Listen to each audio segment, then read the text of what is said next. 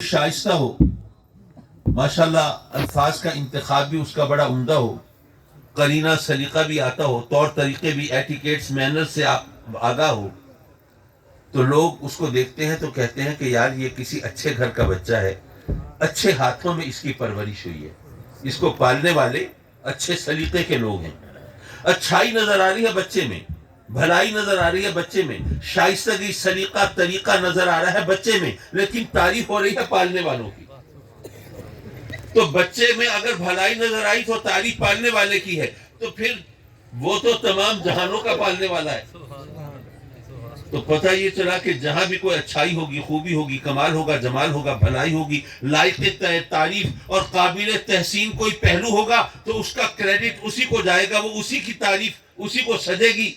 तो इसलिए उसने फरमाया कि मेरी तारीफ यूं करो कि तमाम तारीफें सिमट कर वहां पे आ जाएं। वो तमाम जहानों का रब है, तमाम कायनात का पालने वाला, वो रहमान है, वो रहीम है, वो बदले के दिन का मालिक है, जिसको चाहे नवाज दे, जिसको चाहे महरूम कर दे। मेरी तारीफ करने के बाद फिर जरा अपनी बेकसी लाचारी का नक्शा भी खींचो। इय्याका नाबुदु व इय्याका नस्तईन। मौला, हम तेरी दहलीज पर जमी शाही करने वाले, तेरी चौखट पे माथा रगड़ने वाले, तेरी इबादत और रियाजत करने वाले, तुझसे अपनी बंदगी का रिश्ता जोड़ने वाले, मौला हम तेरे सामने दस्ते सवाल दराज करने वाले, झोलियां फैलाने वाले, तो हम तेरी बारगाह में भिखारी हैं, मांगते हैं, फरियादी सवाली हैं। हजरत मुकर्रम, यहाँ पर एक बात और कहता चलूं। कुछ लोग कहते हैं कि जी देखिए, इय्याका नाबुदु व इय्याका नस्तईन, तेरी ही इबादत करते हैं और तुझी से मदद चाहते हैं। तो इबादत का और इस्तियानत का, इबादत का और मदद मांगने का जिक्र इकट्ठा आया है। तो कहते हैं कि पता ये चला कि जिस तरह अल्लाह के सिवा किसी और की इबादत जायज़ नहीं, इसी तरह अल्लाह के सिवा किसी और से मदद मांगना भी जायज़ नहीं। तो अगर आप या मुश्किल कुशा या ख्वाजा या दस्तगीर या दाता पुकारते हैं तो ये शिर्क करते हैं, क्योंकि कुरान में अल्लाह ने कह दिया इय्याका नाबुदु व इय्याका नस्तईन। जिस तरह अल्लाह के सिवा किसी और की इबादत जायज़ नहीं, इसी तरह अल्लाह के सिवा किसी और से मदद तलब करना भी जायज़ नहीं। मैं अर्ज करूंगा कि अगर आप यूं कहेंगे तो बात बड़ी मुश्किल हो जाएगी। वो इसलिए कि दुनिया तो चलती ही इमदाद बाहमी के निज़ाम पे है। एक दूसरे की मदद किए बगैर ये दुनिया का निज़ाम ही बर्पा नहीं होता। बल्कि रब्बे कायनात ने कुरान मजीद में अपने बंदों को खुद हुक्म दिया, ताबनु अलल बिर्रि व तक़वा, नेकी और तकवा के कामों में एक दूसरे की मदद करो, एक दूसरे के साथ ताबुन करो।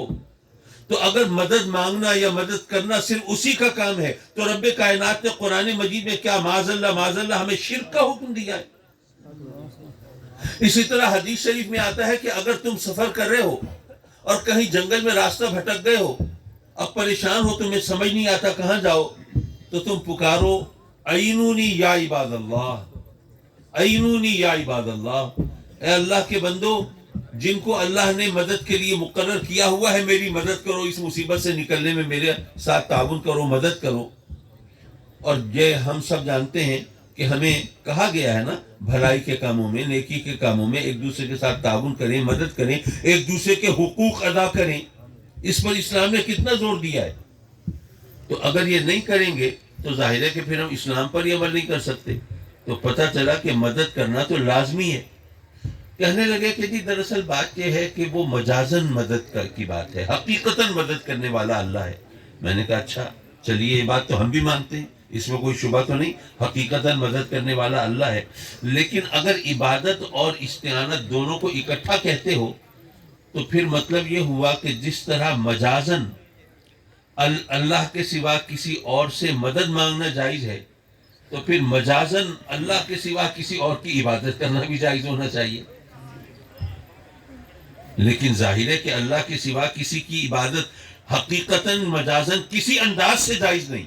माबूद हकीकी बस वही है, उसके सिवा किसी की इबादत जायज़ नहीं।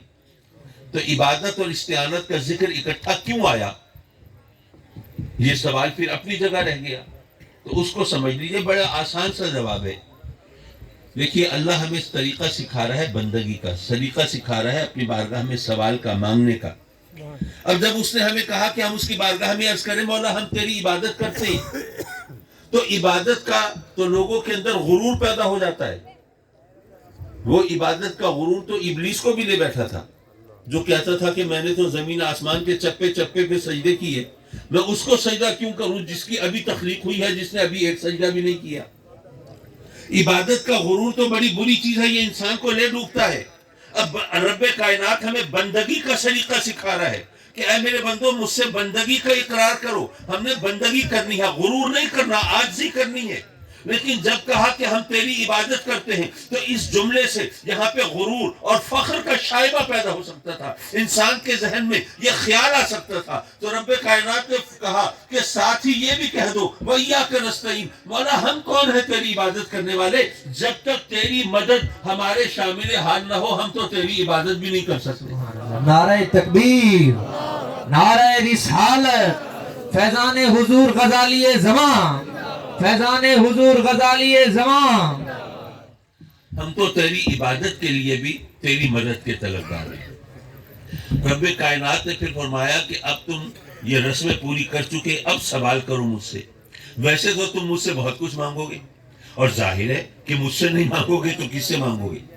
تم مجھ سے مال مانگتے ہو، دولت مانگتے ہو، زمین اور جائیداد مانگتے ہو، تم مجھ سے گھر مانگتے ہو، پھر گھر والی مانگتے ہو، پھر اولاد مانگتے ہو، پھر اس کا روشن بہتر مستقبل مانگتے ہو، عہدہ مانگتے ہو، منصب مانگتے ہو، طاقت، حکومت، اقتدار، اختیار، نام و نمود، شہرت، صحت و عافیت، نہ جانے کیا کچھ مانگتے ہو. لیکن یہ جو کچھ مانگتے ہو تم اپنی مرضی سے مانگتے ہو.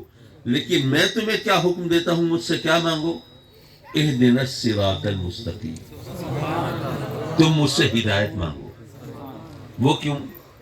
وہ اس لیے کہ تم مجھ سے مال مانگتے ہو نا، میں تمہیں مال بے شمار دے دوں، دولت بے حساب دے دوں، لیکن ہدایت نہ دوں، پھر کیا ہوگا؟ جب ہدایت نہیں ہوگی تو یہ مال تم گناہ کی راہوں پہ لٹاؤ گے. یہ روزی رزق مال یہ میری رحمت ہے، تم میری رحمت سے میرا عذاب خریدو گے. اس لیے اے میرے بندو، وہ مال دولت بعد میں مانگنا، پہلے مجھ سے ہدایت مانگو. تم مجھ سے صحت مانگتے ہو، جوانی مانگتے ہو، شباب مانگتے ہو، طاقت مانگتے ہو، میں تمہیں شاندار کڑیل جوان بنا دوں لیکن ہدایت نہ دوں، پھر کیا ہوگا؟ یہ جوانی بھی تو میری رحمت ہے، میری نعمت ہے. یہ پھر تم یہ بھی گناہ کی راہوں پہ خرچ کرتے پھرو گے. بلکہ اپنی طاقت، اپنے شباب اور اپنی جوانی کے نشے میں کبھی ایسا بھی ہو سکتا ہے مجھے بھی للکارنے لگو.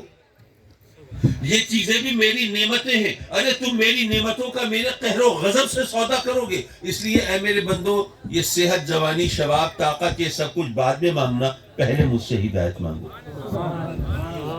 اچھا مجھ سے ہدایت مانگ رہے ہو تو میں تو ہدایت ضرور دوں گا. اچھا ضرور کیوں دوں گا؟ یہ بھی بڑے مزے کی بات ہے، سمجھنے کی ہے. آپ بازار میں جا رہے ہیں، کسی فقیر نے آواز لگائی اللہ کے نام پہ 10 روپے دیتے جاؤ. اب 10 روپے ظاہر ہے سب سے چھوٹا نوٹ وہی ہے آج کل. اگر آپ اسے 10 روپے نہ دیں اور گزر جائیں تو کیا آپ پر فتوے لگیں گے؟ کیا آپ کو تانے دیے جائیں گے؟ بھئی آپ نے نہیں دیا، آپ کی مرضی، کوئی بھی وجہ ہو سکتی ہے. لیکن اگر بازار جاتے ہوئے آپ خود کسی فقیر کو، بھکاری کو، منگتے کو بلا لیں اور کہیں کہ تم ایسا کرو مجھ سے 10 لاکھ روپے مانگ لو، پہلے تو اس کی آنکھیں پھٹ گئیں، حیران ششدر، حواس باختہ. پھر فوراً ہی جناب زمین پہ بیٹھا آپ کے پاؤں پکڑے، ہاتھ جوڑے، غریب نواز بندہ پرور لجپال، کرم فرمائیں، مہربانی کریں، مجھے 10 لاکھ روپے دیتے جائیں. میں، میرے سے بچے ساری زندگی آپ کو دعائیں دیں گے، آپ کے لیے رب کی بارگاہ میں التجائیں کریں گے، آپ کا احسان مانیں گے، آپ کرم فرمائیں 10 لاکھ روپے دے دیں. اب اس نے جب 10 لاکھ روپے مانگنا شروع کیے، آپ منہ پھیر کے چل دیے، جاؤ بابا معاف کرو. اب لوگ آپ کو برا کہیں گے نہیں کہیں گے؟ کہیں گے. یارو عجیب بات ہے، پہلے 10 روپے صرف اس نے مانگے تھے، کسی نے برا نہیں کہا، کسی نے نہیں کہا یار کتنا بخیل ہے، خسیس ہے، کنجوس ہے.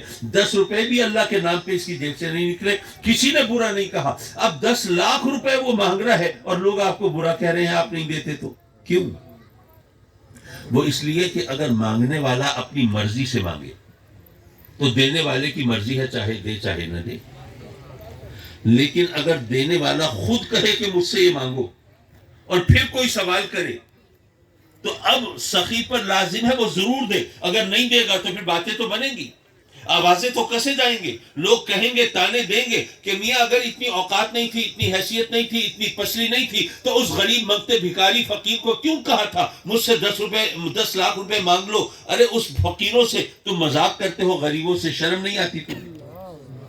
مانگنے والا اپنی مرضی سے مانگے تو سخی کی مرضی چاہے دے چاہے نہ دے, لیکن اگر سخی خود کہے کہ مجھ سے ہی مانگو اور پھر کوئی مانگے, کوئی سوال کرے, اب سخی پر لازم ہے وہ ضرور دے. اب یہ بتائیے کہ ہم جو کہتے ہیں اہدنا الصراط المستقیم, تو کیا اپنی مرضی سے کہتے ہیں؟ اس کے کہنے پہ کہتے ہیں. بھئی ویسے کہیں نہ کہیں, لیکن ماشاءاللہ پاک صاف کپڑے پہن کر باوضو ہو کر اس کے گھر میں آ کے اس کی بارگاہ میں 10 بستہ کھڑے ہو کر تو کہتے ہیں نا اہدنا الصراط المستقیم. تو کیا ہر وہ شخص جو اہدنا الصراط المستقیم کہتا ہے کیا اسے ہدایت مل جاتی ہے؟ ہر ایک کو تو نہیں ملتی. مرزائی بھی کہتے پھرتے ہیں نہیں ملتی ہدایت. اب معاذ اللہ کیا اللہ کو الزام دے, اس کو برا بھلا کہیں معاذ اللہ؟ نہیں. کیوں؟ بات یہ ہے کہ ہم نے فقیر کو کہا کہ 10 لاکھ روپے مانگ لو, اس نے 10 لاکھ روپے مانگے تو ہم تو اس کی بات سن رہے ہیں, جو جملے زبان سے بول رہا ہے وہ سن رہے ہیں نا. وہی مانگتے منت سماجت کر رہا ہے, آہوزاری کر رہا ہے, صرف وہ سنتے ہیں, لیکن دل میں کیا سوچ رہا ہے یہ تو نہیں پتا. ہو سکتا ہے دل میں سوچ رہا ہو یار یہ مرغا آج پھنسا ہے, بچ کے نہ جانے پائے, یہیں ذبح کر دو, بعد میں پتہ نہیں ہتھے چڑھے نہ چڑھے. یارو اگر کوئی انسان ہم سے کوئی سوال کرے تو ہم تو صرف اس کی بات سنتے ہیں, لیکن جب بندہ رب کی بارگاہ میں عرض کرتا ہے تو رب کائنات صرف بات نہیں سنتا, جو ہماری زبان پر بھی ہے وہ بھی جانتا ہے, اور جو ذہن میں اور دل میں ہے وہ بھی جانتا ہے. وہ نیت بھی جانتا ہے, عمل بھی جانتا ہے, ظاہر بھی جانتا ہے, باطن بھی جانتا ہے, جو دکھاتے ہیں وہ بھی جانتا ہے, جو چھپاتے ہیں وہ بھی جانتا ہے. وہ جانتا ہے کہ جو بندہ یہ میری بارگاہ میں عرض کرتا ہے اہدنا الصراط المستقیم, کیا واقعی مجھ سے ہدایت مانگ رہا ہے, یا یہ نماز, یہ